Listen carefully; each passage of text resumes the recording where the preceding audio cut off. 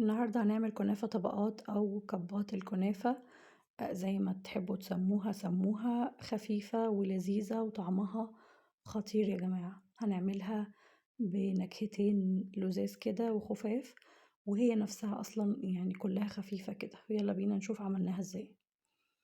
معانا 1/4 كيلو من الكنافة المجمدة، هنطحنها في الكبة أو بإيدينا، عليها 2 معلقة من السكر، وهناخدها نحمرها على النار بنص كوباية من السمنة، وممكن تقللوا السمنة.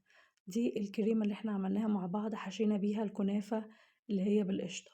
هقولكوا كل التفاصيل بتاعتها. هنسيبها تبرد خالص، وبعدين هنحط عليها 100 جرام من الكريم شانتيه، ونضربها كده لحد ما تبقى كريمية ونقدر نعمل منها روزيتات. كده الكنافة بتاعتنا اهي بعد ما حمرناها. هنعمل بقى طبقة من الكنافة في الكبات بتاعتنا، وهحط عليها طبقة من الكريمة، وبعدين هنزل عليها بمربى من الفراولة دي بيتي وسكرها مظبوط. يعني الكنافة بتاعتكو تقدروا تستخدموها كأنكم عاملين دايت. انتوا متخيلين يعني الكنافة معمولة ب2 معلقة سكر بس، ومعاكي معلقة سكر في القشطة بتاعتنا.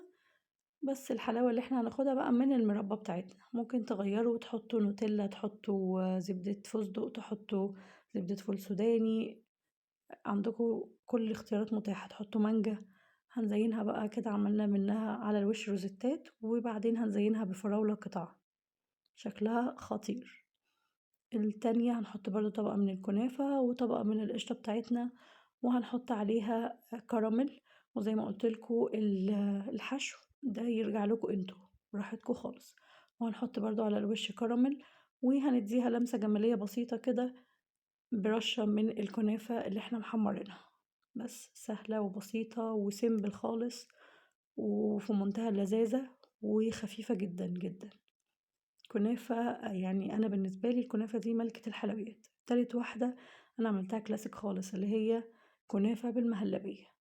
بس طبعا الكمية عملت معايا أكتر من كده، أنا بس عملت لكم في التصوير 3 بس. اللي ما يعرفنيش أو لسه بيتابعني جديد، أنا ريهام. هستنى تطبيقاتكم وتعليقاتكم، وما تنسوش اللايك والشير والاشتراك عشان يوصلكوا كل جديد. ويلا سلام.